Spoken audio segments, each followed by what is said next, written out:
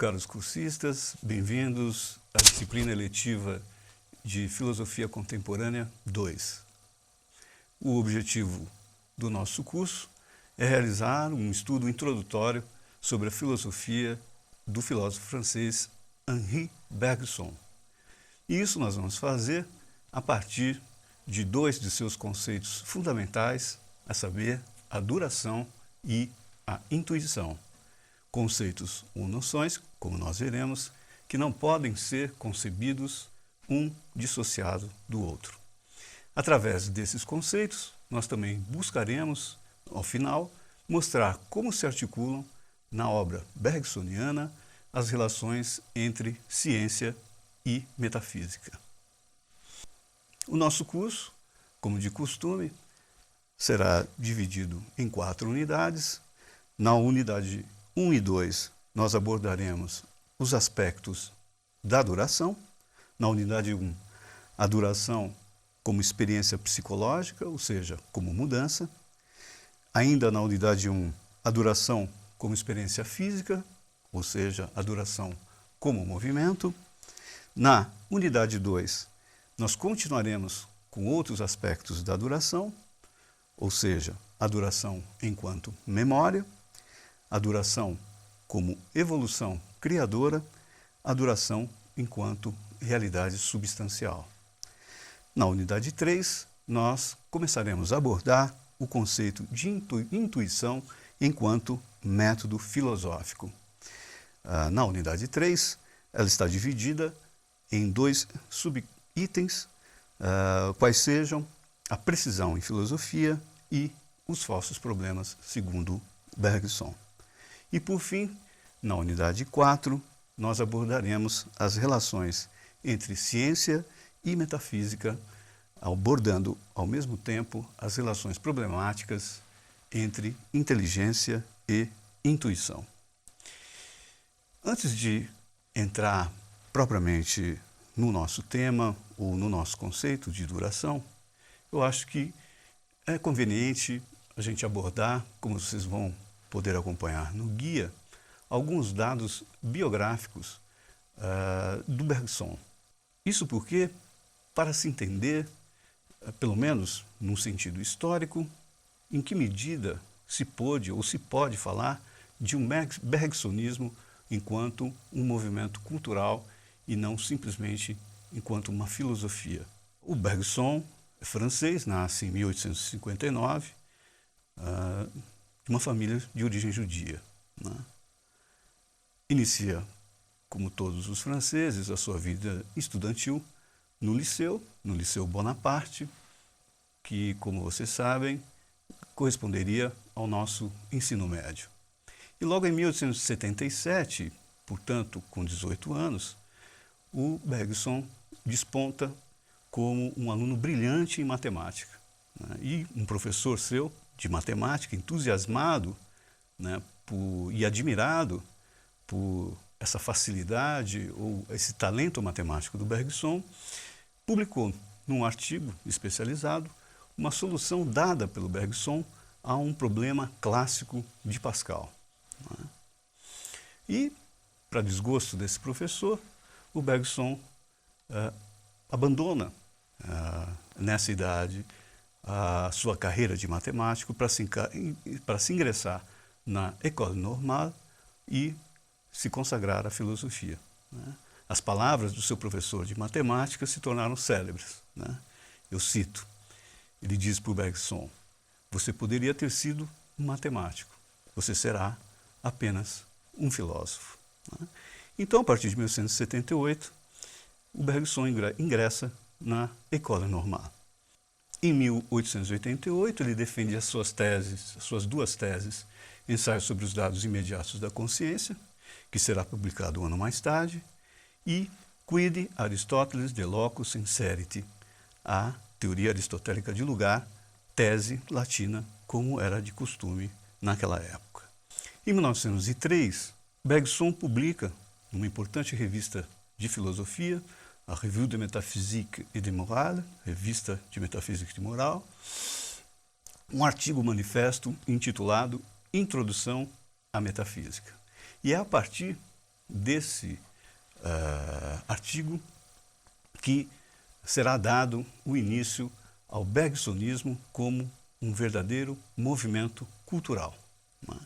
Charles Péguy, Georges Sorel, William James, os primeiros teóricos do cubismo, serão alguns daqueles que participarão desse movimento cultural inaugurado por esse artigo do Bergson. Podemos citar também Marcel Proust, que em sua obra, em seus romances, terá com muita evidência uma inspiração bergsoniana. Em 1907, ele publica A Evolução Criadora, livro que conhece um imenso sucesso, né, e que fomenta ainda mais o movimento cultural bergsonismo e, ao mesmo tempo, uma querela, né, já que alguns grandes pensadores, como Bertrand Russell, por exemplo, ou Edmond Husserl, se contrapõem a algumas de suas teses. Ele começa a ministrar cursos no Collège de France, uma instituição de imenso prestígio na França, e esses cursos alcançam um grande sucesso, né, atraindo tanto um público leigo quanto um público especializado em filosofia e que marcará toda uma geração de estudantes de filosofia, dentre os quais Émile Breillet, Etienne Gilson, Jean Wahl, entre outros. Por outro lado, o bergsonismo, esse movimento em voga e em moda nessa época, será mal visto nas instituições de ensino como a École Normale, né? Seu livro vai ser recebido de forma cética pelos biólogos e cientistas da época, e um pensador que na época tinha um grande destaque, Julien Banda, vai censurar vivamente as suas teses. Sua conferência intitulada A Intuição Filosófica, que foi pronunciada em 1911 e também será reeditada num outro livro chamado Pensamento Imovente, será uma resposta a muitas dessas críticas que apareceram em relação ao seu pensamento. O Bergson torna-se, nesse período de 1920, 1930, uma das figuras ou um dos intelectuais mais célebres de sua época, sendo laureado em 1928 com o Prêmio Nobel de Literatura. E, em 1941, Bergson morre aos 82 anos, no dia 3 de janeiro, vítima de uma afecção pulmonar. Ora, todas essas referências biográficas para mostrar a importância e o alcance da filosofia bergsoniana como um movimento cultural, como o bergsonismo, na época em que ele viveu. Quanto à sua obra, em 1889, como já dissemos, é publicado Os Ensaios sobre os Dados Imediatos da Consciência. Em 1896, Matéria e Memória, ensaio sobre a relação do corpo ao espírito. Em 1900, um pequeno livro, O Riso, onde se trata de um ensaio sobre a significação do cômico. Em 1907, a sua obra mais célebre, A Evolução Criadora. Em 1919, o livro A Energia Espiritual, que na verdade é uma coletânea de ensaios e conferências. Em 1922, ele publica Duração e Simultaneidade, a propósito da teoria de Einstein. Em 1932, o seu último livro, As Duas Fontes da Moral e da Religião. E, em 1934, O Pensamento Imovente, também uma coletânea de ensaios e conferências. O tema da nossa unidade 1, que aborda os primeiros aspectos da duração, e o primeiro aspecto, a duração como experiência psicológica, a duração como mudança. De uma forma geral, ao nos depararmos com um texto de Bergson, ou de alguns livros de Bergson, nós temos a vívida impressão de que o seu pensamento parece brotar do nada, né? Ou dele mesmo, a partir dele mesmo, sem uma ligação aparente com toda a tradição filosófica. Ora, essa impressão é uma pura aparência, porque, como muitos pensadores já abordaram, como Bento Prado Júnior, por exemplo, as relações, que por vezes são ambíguas, de Bergson com a história da filosofia, são fundamentais para a compreensão do seu método filosófico. Por outro lado, essa impressão inicial, ela se deve também à profunda originalidade do seu pensamento, que perturba no primeiro momento, ao mesmo tempo que nos seduz. E originalidade, entendida num primeiro sentido, em relação ao seu aspecto polêmico e antagônico com as correntes filosóficas então em voga nas universidades francesas de sua época, ou seja, o kantismo e a filosofia alemã. Mas, por outro lado, originalidade também por ele colocar como meta, como objetivo de sua filosofia, exprimir aquilo que não pode ser exprimível. Pensar o que a filosofia, desde o seu nascimento, ou seja, desde o eleatismo, declarava ser mesmo impensável, ou seja, o movimento e a mudança. Uma palavra, duração, noção primeira do bergsonismo e que vai assumir no desenvolvimento de sua obra vários aspectos.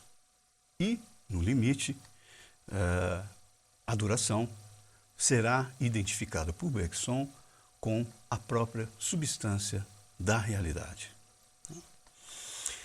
Num primeiro momento, então, e isso no seu primeiro livro, Ensaios sobre os Dados Imediatos da Consciência, a duração é apresentada por Bergson em sua matiz psicológica, ou seja, o ponto de partida de Bergson é a realidade interior.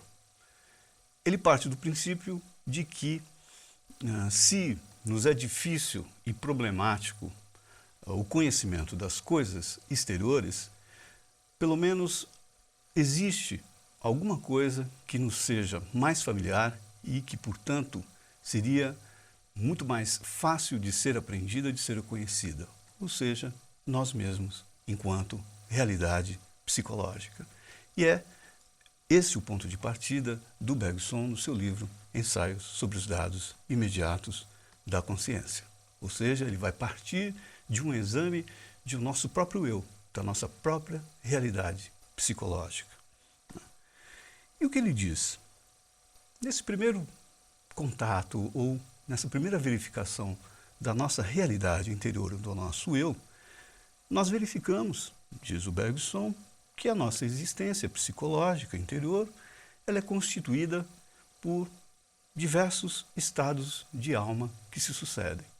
Estados de alma que são sensações, sentimentos, desejos, representações obtidas a partir das percepções ou a partir das lembranças. E também não é difícil para a gente reconhecer nesse exame de nós mesmos que nós mudamos constantemente. E isso, logicamente, em graus variáveis. E, apesar de nós reconhecermos em nós mesmos essa mudança, ela parece se encontrar não nos próprios estados, mas no intervalo ou na passagem de um estado ao outro. Então, a mudança, como nós verificamos costumeiramente, ela ocorre entre um estado e outro. O estado psicológico nós consideramos, via de regra, neles mesmos, como uma espécie de blocos distintos e que não mudam durante todo o tempo em que eles duram. E, a partir daí, nós somos também levados a conceber uma espécie de substrato ou de um suporte, ele também invariável, que seria o responsável por ligar esses estados considerados como os blocos distintos e invariáveis entre si.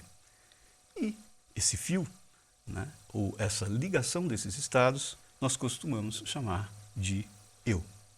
No entanto, né, através de um esforço, né, que vai ser um tema caro à filosofia de Bergson, nós podemos constatar, segundo Bergson, que é o próprio estado de alma que se modifica sem cessar, e não que a mudança ocorra apenas entre um estado e outro, um estado e um outro estado, mas é o próprio estado que não para de modificar.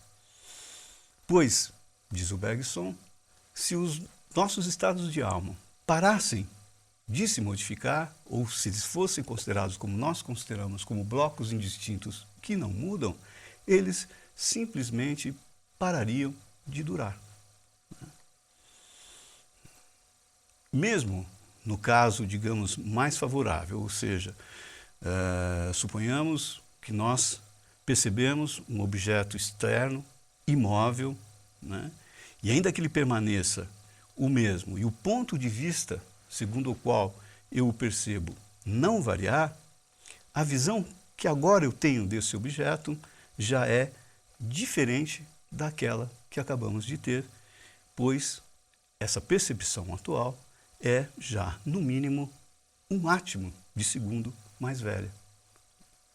Em suma, diz o Bergson, nós não paramos de mudar, nós mudamos sem cessar. Nós, enquanto realidade psicológica, somos pura mudança. E não porque passamos constantemente de um estado invariável ao outro, mas antes porque o próprio estado é que é já mudança. Para deixar isso um pouco mais claro, eu gostaria de acompanhar com vocês a primeira citação que se encontra no guia de estudos. Eu vou citar e fazer um comentário e comentar a citação à medida em que eu for lendo. Diz o Bergson, eu cito: quer dizer, diz ele, que não há diferença essencial entre passar de um estado ao outro e persistir no mesmo. Por que ele está dizendo isso? Porque passar de um estado ao outro, aquilo que nós chamamos de mudança, e persistir no mesmo estado é a mesma coisa, porque na verdade não existe um mesmo estado que não se modifica, mas é o próprio estado que é mudança. Diz ele, continua, se o estado que permanece o mesmo, que nós supomos que permanece o mesmo, é mais variado do que nós supomos, inversamente, a passagem de um estado para o outro é mais semelhante do que se imagina ao prolongamento de um único estado. A transição, diz o Bergson, de um estado ao outro é contínua. Mas, precisamente, continua ele, porque fechamos os olhos à variação constante de cada estado psicológico, somos obrigados, quando a variação se torna tão considerável que se impõe à nossa atenção, a falar como se um novo estado se tivesse vindo justapor ao anterior. E, igualmente, supomos este estado invariável e assim indefinidamente. A aparente descontinuidade da vida psicológica, afirma o Bergson, resulta, portanto, de nossa atenção, e essa palavra, esse termo atenção, é fundamental na filosofia do Bergson, resulta, portanto, de nossa atenção se fixar sobre ela por meio de uma série de atos descontínuos. Ali, onde somente existe um plano levemente inclinado, e portanto contínuo, a linha quebrada dos nossos atos de atenção faz-nos ver os degraus de uma escada. Sem dúvida, continua ele, a nossa vida psicológica é cheia de imprevistos. 1000 incidentes surgem parecendo destacar-se daquilo que os precede e não se ligar ao que vem depois. Ou seja, nós temos essa impressão de descontinuidade dos nossos estados de alma. Mas, continua o Bergson, essa descontinuidade com que surgem, fá-los destacar-se sobre um fundo contínuo sobre o qual se desenha e ao qual se devem os próprios intervalos que os separam. São timbales tocando de quando em quando numa sinfonia. Bergson utiliza muito esse exemplo, essa analogia com a música para tentar dar uma ideia do que seria a duração. O que ele está dizendo, que essa aparente descontinuidade que nós percebemos na nossa vida anterior são como os timbales numa sinfonia. Ou seja, continuo, a nossa atenção fixa sobre esses timbales porque a interessam mais, mas cada um deles é arrastado na massa fluida de toda a nossa existência psicológica. Cada um desses sons dos timbales, não é mais do que o ponto melhor iluminado de uma zona movente que compreende tudo o que sentimos, pensamos, queremos, em suma, tudo o que somos no momento dado. É essa zona, na sua totalidade, que constitui de fato o nosso estado. Ora, conclui Bergson, de estados que se definem desse modo, pode dizer-se não constituírem elementos distintos, continuam-se uns aos outros numa corrente sem fim. A duração é, em analogia à própria sinfonia ou à própria música, uma massa fluida ou uma corrente contínua e, ao mesmo tempo, em que ela comporta diferenças. Mas se é difícil a gente perceber ou enxergar as coisas dessa maneira, ou a nossa própria realidade interior dessa maneira, se, como nós veremos, serão necessários um método e um esforço de nossa parte para percebermos o que ele chama de duração, ou seja, a mudança pura, é porque, como também nós veremos, isso demanda, segundo Bergson, ultrapassar a própria condição humana, inverter o sentido natural de nossa inteligência, que, para ele, caminha em direção sempre às coisas exteriores, que seria o seu terreno próprio e original.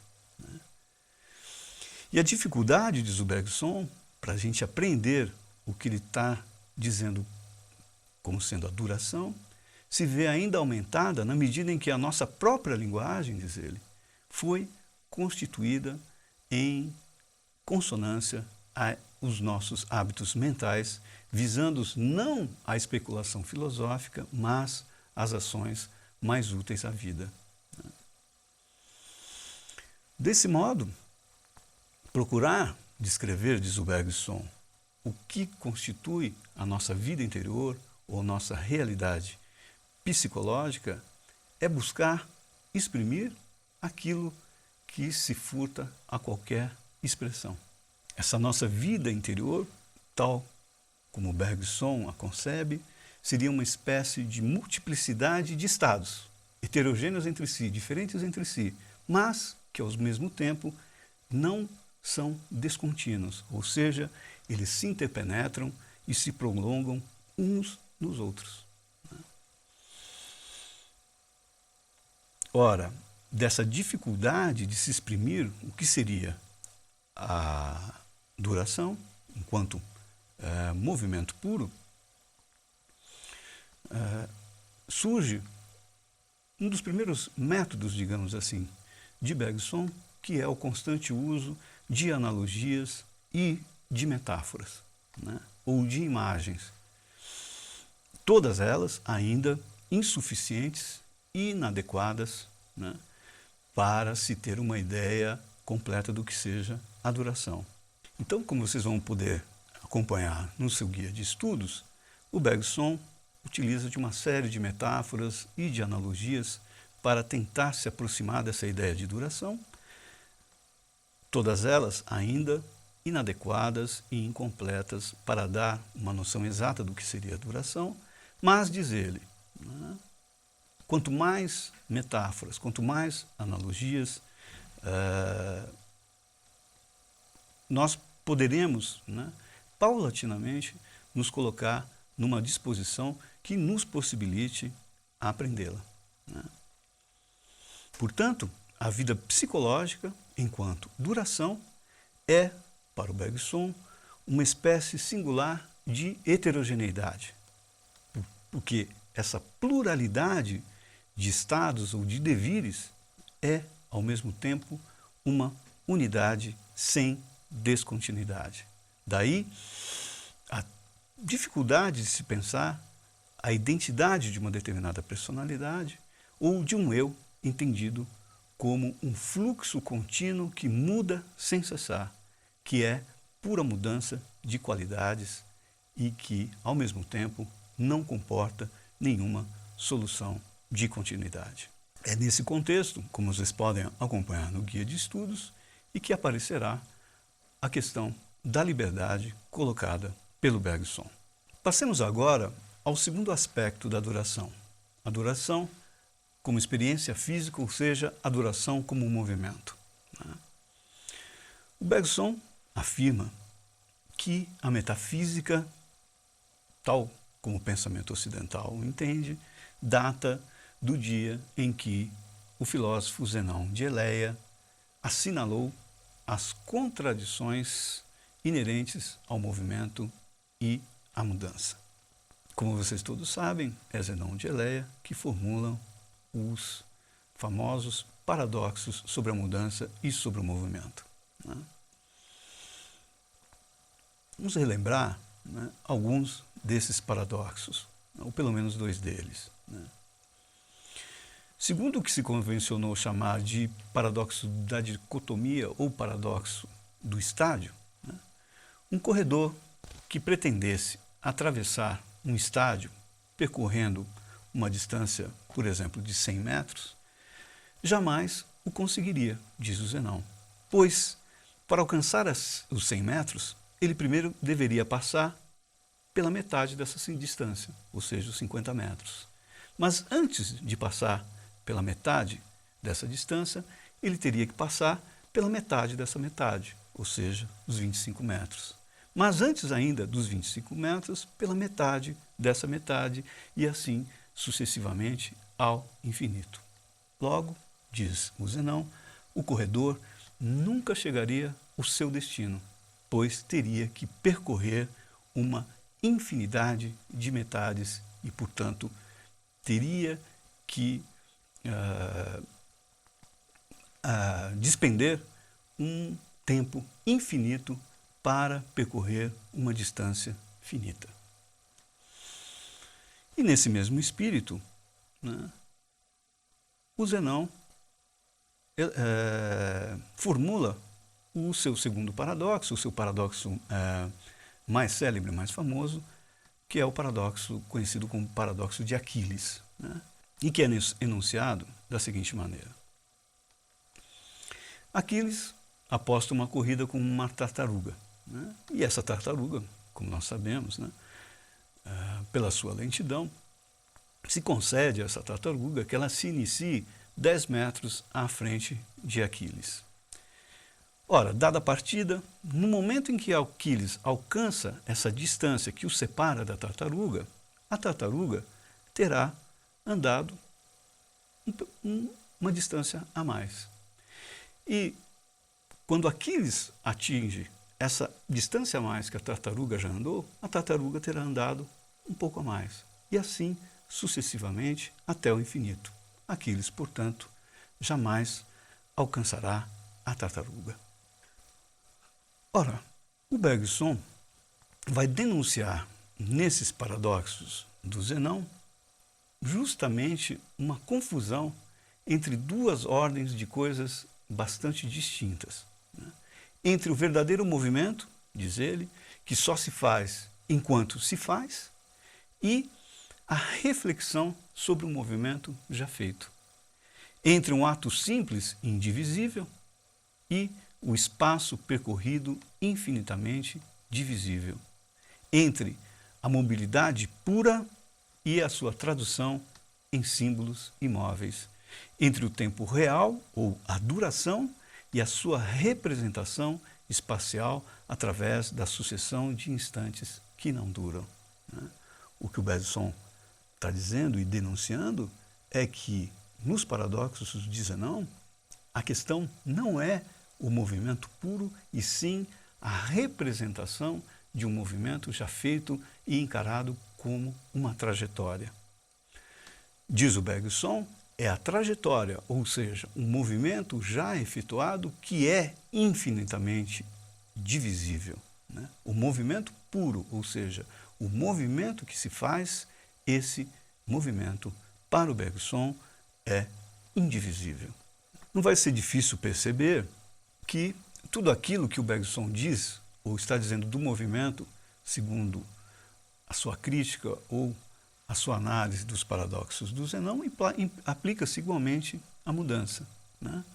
Os instantes que não duram, os pontos inextensos, essas metades, né? Ou esses pontos infinitos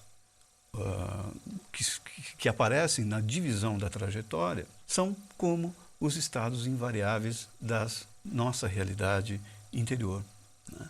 E aqui a conclusão surpreendente do Bergson. Assim como não há um móvel ao qual o movimento se acrescentaria como um acidente, não há também algo inerte e amorfo, que seria, como o nosso eu, como sendo o suporte de estados que não variam. Daí conclui o Bergson. Há mudanças, mas não há, sob a mudança, coisas que mudam. A mudança não precisa de suporte. Há movimentos, mas não há objeto inerte, invariável, que se mova. O movimento não implica um móvel. Em suma, movimento e mudança, puras heterogeneidades contínuas, são dois aspectos de uma mesma realidade, ou seja, da duração. Com isso nós concluímos, então, né, a nossa primeira aula referente à unidade 1 do nosso guia de estudos.